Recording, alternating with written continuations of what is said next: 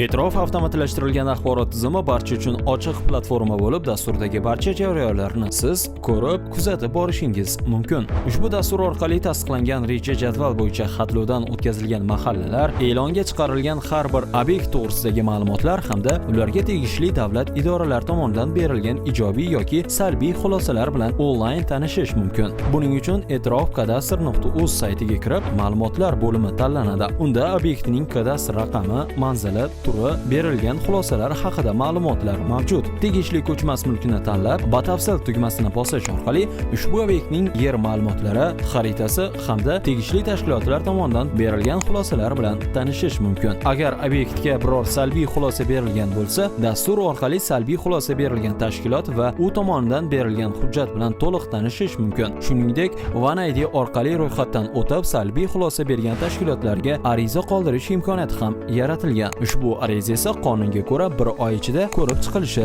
belgilangan.